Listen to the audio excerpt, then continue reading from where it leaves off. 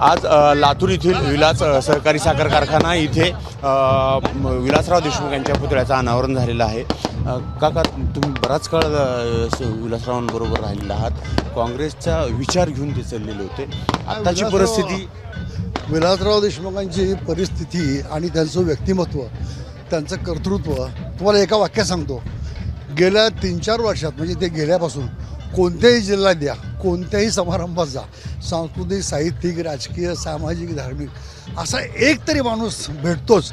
आज विलासराव पाहिजे होते। याचा अर्थ असा की सर्व दूर सर्व घटकातल्या समाजाला विलासरावांचं व्यक्तिमत्व, कर्तृत्व, त्यांचं नेतृत्व, त्यांचे मार्गदर्शन आणि त्यांचे विचार आणि त्यांची दूरदृष्टी ही इतकी मनापासून, अंतःकरणापासून भावलेली होती की प्रत्येक क्षणाच्या संकटाच्या आत्ताच्या वातावरणामध्ये, गुंतागुंतीच्या वातावरणामध्ये प्रत्येक वेळी प्रत्येक माणूस म्हणतो आज विलासराव पाहिजे होते।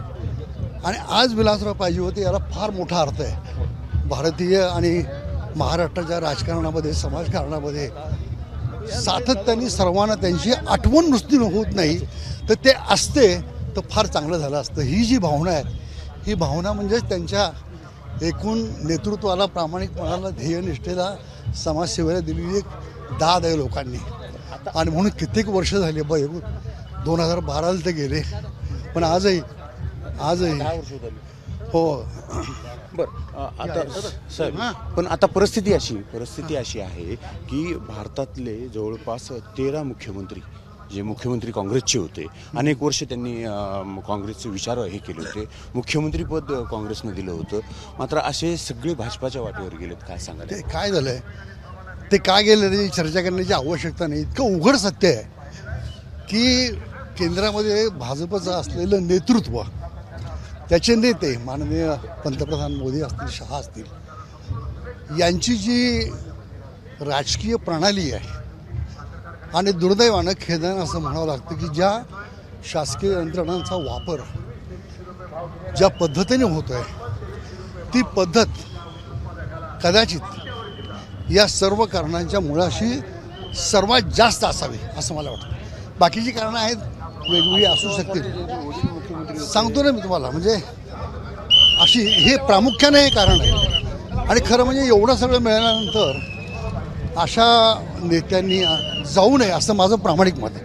आता माझ्यासारख्यावर अनेक वेळा अन्याय झाला।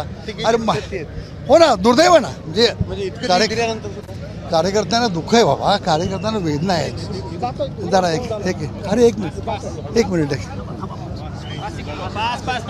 या,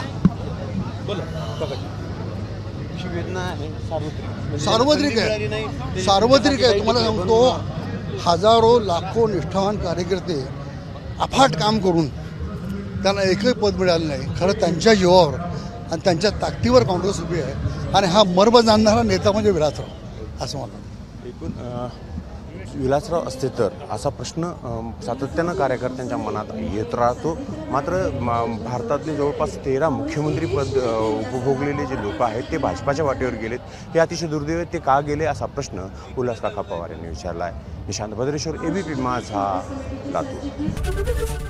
एबीपी माझा, उघडा डोळे बघा नीट।